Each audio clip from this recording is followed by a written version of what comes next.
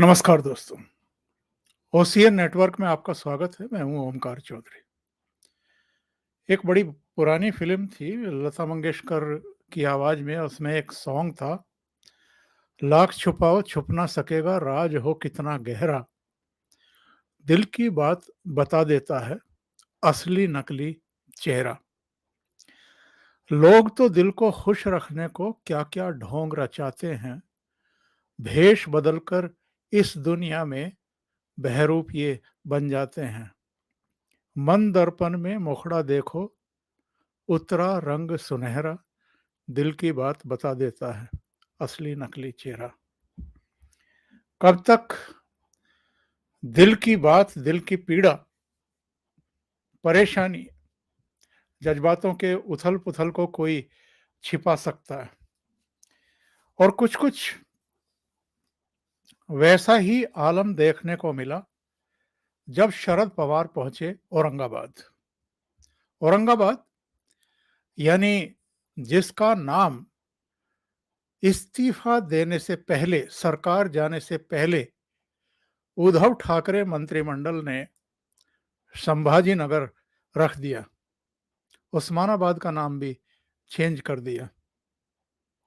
अब औरंगाबाद अगर शरद पवार पहुंच रहे हैं, तो कुछ ना कुछ तो सफाई देनी पड़ेगी और पत्रकार भी कुछ ना कुछ तो पूछेंगे इस बारे में कि औरंगाबाद का नाम आपकी सरकार ने बदल दिया, क्यों?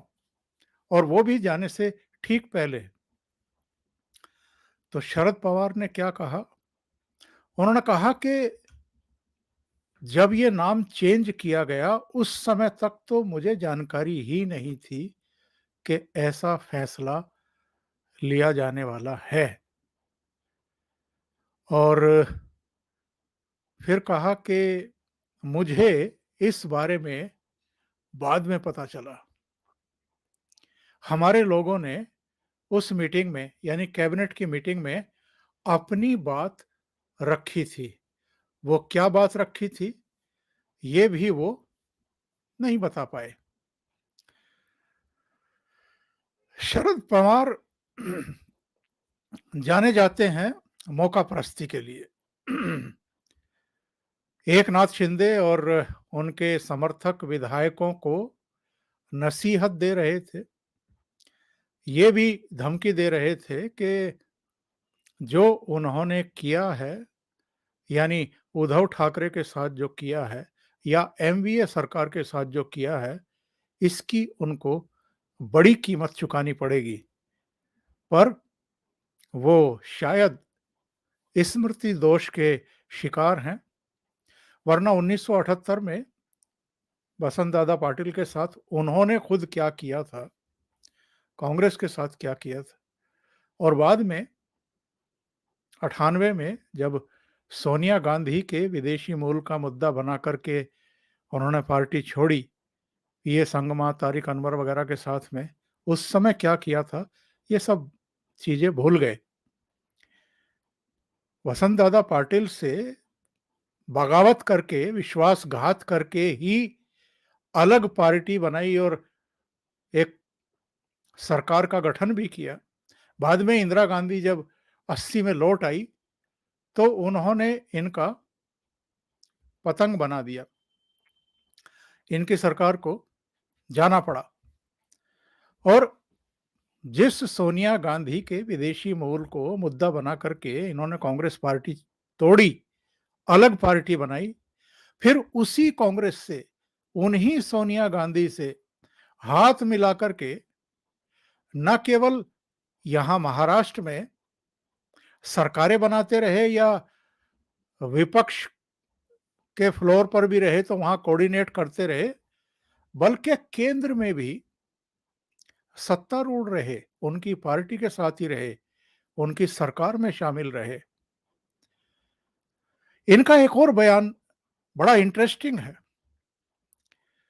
वहीं औरंगाबाद में ही इन्होंने कहा कि ये मेरा मन है, मेरी राय है, फैसला एमवीए के तीनों घटक दलों को लेना है कि हम सब मिलकर के 2024 का चुनाव साथ में लड़ें।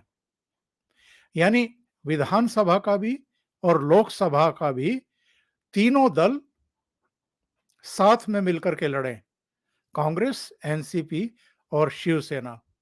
लेकिन ये मेरी निजी राय है। ऐसा क्यों कह रहे हैं?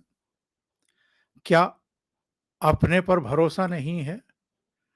या इनको लगता है कि अगर भारतीय जनता पार्टी को रोकना है या मुकाबला करना है, रोकने की तो छोड़ ही दें, क्योंकि 2014 हो या 2019 हो लोकसभा चुनाव, उसमें ये और कांग्रेस मिलकर के नहीं रोक पाए थे, नरेंद्र मोदी की आंधी को नहीं रोक पाए। अब आप देखिए, भारतीय जनता पार्टी 2019 में 25 सीटों पर लड़ी थी, 23 सीटें जीत गई। शिवसेना 23 सीटों पर लड़ी, 18 सीटें जीत गई। इसलिए इनको अच्छे तरीके से पता है कि नरेंद्र मोदी के विजय रथ को रोकना इनके बस की बात नहीं है। और ये जानते थे, 106 विधायक चुनकर के आए थे भारतीय जनता पार्टी के 288 के सदन में अक्टूबर 2019 में। सबसे बड़ी पार्टी, 100 से ज्यादा सीट अगर किसी पार्टी की आई थी तो वो भारतीय जनता पार्टी थी। इससे पहले 2014 में जब सीटों के बंटवारे को लेकर के शिवसेना और भारतीय जनता पार्टी में झगड़ा हो गया था और दोनों अलग-अलग लड़े थे, तो भारतीय जनता पार्टी ने अपने दम पर 123 सीटें जीत ली थी और शिवसेना ने भी तब 63 सीटें जीती थी। और उन 63 में जो इस समय मुख्यमंत्री बने हैं, शिवसेना के बागी नेता एकनाथ शिंदे, अकेले उनके दम पर ही करीब 12-13 सीटें आ गई थी। उन्होंने ये जिम्मा लिया था और शायद उसका इनाम तब उनको मिला भी था। नेता प्रतिपक्ष वो उस समय सदन में बनाए गए थे। बहरहाल, शरद पवार की जो ये घबराहट है, ये शो करती है कि उनके भीतर एक भय तारी कर गया है, घर कर गया है और उनको लगने लगा है, एक तो कहीं न कहीं गिल्टी फील कर रहे हैं भीतर से, क्योंकि उन्होंने एक ऐसी हवा बना रखी थी एमवीए के भीतर, इन तीनों घटक दलों के भीतर, कि जैसे मैं संरक्षक हूं इस एमवीए का और उद्धव ठाकरे भी उनको अपना मार्गदर्शक मान बैठे थे। जरा-जरा सी कोई भी समस्या हो, ऊंच-नीच हो, कोई मतभेद हो, कोई भी मसला हो, कहीं फंसा हुआ मसला हो, तो शरद पवार के पास खुद जाते थे, उनको बुलाते थे या संजय राउत वगैरह को भेजते थे या जो उनके नज़दीकी थे, उनको बुलाते थे। और इस क्राइसिस में भी शरद पवार ने उनको ये भरोसा दे दिया था कि आप निश्चिंत रहिए, ये जो बागी हैं, ये घूम फिर करके यहीं आएँगे, मुंबई ही आएँगे, तब देख लेंगे। इनमें से कुछ को अयोग्य घोषित कर दो, बाकी अपने आप सीधे होकर के हमारे पास आ जाएँगे। शायद इसलिए इनके झांसे में उद्धव ठाकरे आ गए और उन्होंने रिज़ाइन नहीं किया, क्योंकि एक उदाहरण उनके सामने था, उनकी स्मृतियों में ताज़ा था।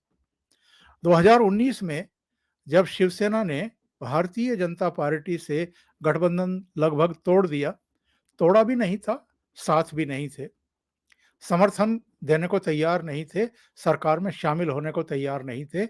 इसी चक्कर में 23-24 अक्टूबर को रिजल्ट आ गए थे और 12 नवंबर तक कुछ नहीं हुआ।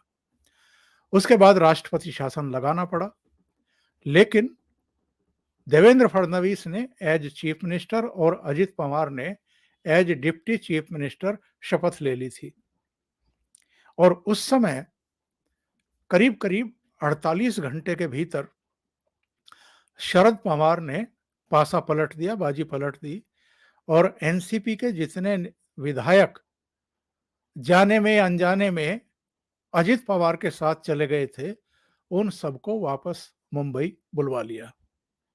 ये उनका अपना कौशल अपनी पार्टी के लिए होगा। इस बार तो मसला ही अलग था। इस बार मसला ये था कि उद्धव ठाकरे से उनकी पार्टी के 2/3 एमएलए, यहां तक के 9 मंत्री भी इस कारण नाराज थे कि वो ना तो मिलते थे, ना उनका फोन उठाते थे, ना उनके क्षेत्रों की चिंता कर रहे थे, ना उसके लिए फंड जारी हो रहा था।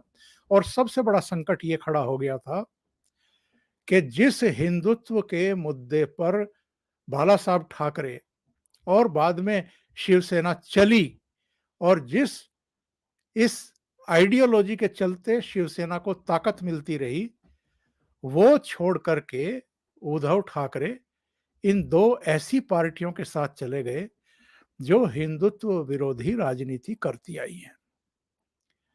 तो ये मौके की तलाश में थे, राज्यसभा के लिए चुनाव हुए थे, विधान परिषद के लिए चुनाव हुए थे, माहौल बना हुआ था, पहले से ही सारी चीजें तय हो चुकी थी, किस तरीके से कितने एमएलए कब किस रात को कहाँ पहुंचने थे, फिर वहां से काफिले के साथ कैसे गुजरात की सीमा में एंटर करना था, फिर सूरत जाना था गुजरात पुलिस की सुरक्षा अभिरक्षा में, फिर वहां से कैसे इनको गुवाहाटी जाना था, ये सब तय था।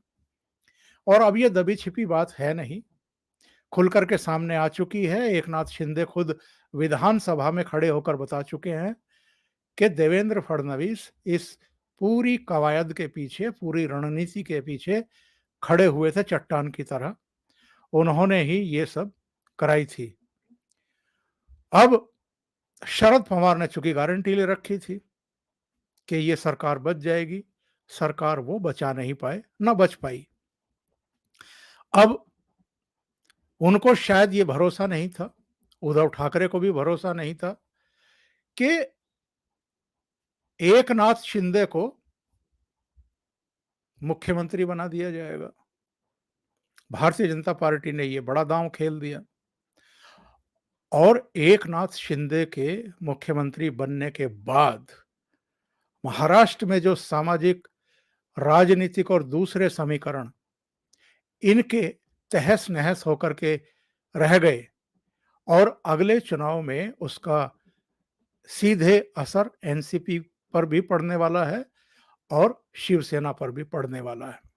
ये वो अच्छे तरीके से जानते हैं कि मराठाओं का बड़ा वोट जो है वो खिसकने वाला है, और जो शिवसेना के ये बागी 2/3 हैं, वो असली शिवसेना मानी जाए नहीं मानी जाए वो एक अलग मुद्दा है।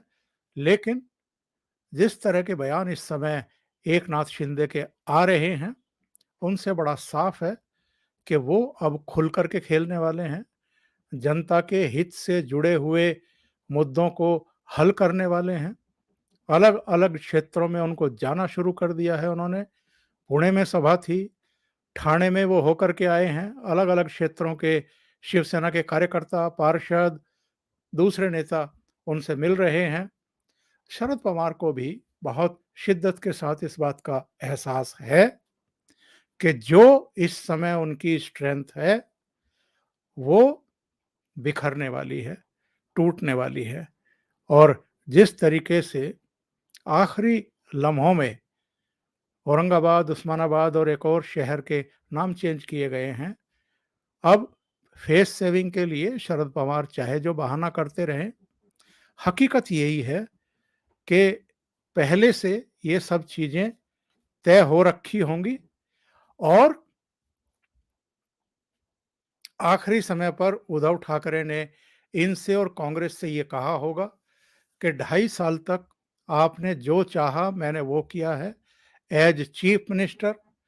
अब ये हिंदुत्व के एजेंडे को लेकर के 2/3 विधायक मेरे टूट गए हैं, मुझे कम से कम कुछ तो फेस सेविंग के लिए करने दो, ताकि जो नाराज हिंदू मतदाता हैं उनको कुछ आश्वस्ति तो मिल जाए कि मैं बाला साहब ठाकरे के द्वारा लिए गए संकल्पों की तरफ कुछ तो बढ़ा हूं, भले ही आखिर में बढ़ा हूं। और ये दोनों दल उस समय आंख मूंद कर बैठ गए कि ठीक है, कर लीजिए। लेकिन ये सब जनता भी जानती है, इनके समर्थक जो रहे हैं शिवसेना के वो भी जानते हैं कि आखिरी लम्हों में ये सब किया है, तो मजबूरी में किया है, प्रेशर में किया है, लोगों में मैसेज देने के लिए किया है, फेस सेविंग के लिए किया है। उससे कितनी नुकसान की भरपाई होगी ये तो वो जाने, लेकिन उद्धव ठाकरे बहुत अच्छे तरीके से समझ गए हैं कि कुर्सी चली गई, सरकार चली गई, पार्टी टूट रही है, विधायक चले गए, एकनाथ शिंदे मुख्यमंत्री बन गए, कमान अब भारतीय जनता पार्टी के हाथ में है, देवेंद्र फडणवीस के हाथ में है। महाराष्ट्र में अब वो होगा जो वो चाहेंगे और इनको सबको नरेंद्र मोदी और अमित शाह की स्ट्रेंथ से, अप्रोच से और जो एक उनके भीतर कलाकारी है मतदाताओं को साधने की, लुभाने की, आकर्षित करने की, अब वो उसका भी पूरा-पूरा फ़ायदा उठाएँगे अगले 2 ढाई साल जितने भी उनके पास हैं।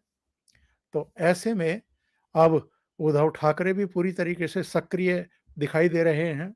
रोज़ लोगों से बात कर रहे हैं, कार्यकर्ताओं से बात कर रहे हैं, कभी शिवसेना भवन जा रहे हैं। उनके सुपुत्र आदित्य ठाकरे भी जुट गए हैं। संजय राउत जैसे हैं, लगे हुए हैं और शरद पवार भी शायद सफाई देने के लिए ही जो संभावित नुकसान है, उस पर कुछ मेट मिट्टी और रेता डालने के लिए, पानी डालने के लिए ही औरंगाबाद गए हैं, वहाँ का कार्यक्रम लगा करके। और बहुत जल्दी अगर उस्मानाबाद भी जाएँ तो किसी को आश्चर्य नहीं होगा क्योंकि वो राजनीति करना जानते हैं। लेकिन जो साफ-सफाई दे रहे हैं, क्या वो लोगों के गले के नीचे से उतरेगी? और जो कह रहे हैं कि 2024 में सबको मिलकर के ही लड़ना चाहिए, इससे ये प्रकट होता है, शो होता है कि शरद पवार भी घुटनों पर आ गए हैं। उनको पता है कि अब आने वाले दिन उन पर कितने भारी पड़ने वाले हैं, क्योंकि सबसे ज़्यादा आरोप अगर किसी पार्टी और पार्टी के नेताओं पर लगे हैं, तो वो एनसीपी ही है, शरद पवार की पार्टी ही है। अभी के लिए इतना ही। बहुत-बहुत धन्यवाद। अगर आपको ये चैनल और इसके कंटेंट पसंद आ रहे हैं, तो लाइक करें, कमेंट करें, वीडियो को शेयर भी करें। अभी तक अगर आपने ये चैनल सब्सक्राइब नहीं किया है, तो सब्सक्राइब कर लें और साथ में लगे बेल आइकॉन को दबा दें, ताकि आगे आने वाले वीडियो और उनके नोटिफ़िकेशन आप तक पहुँचते रहें। बहुत-बहुत धन्यवाद। नमस्कार।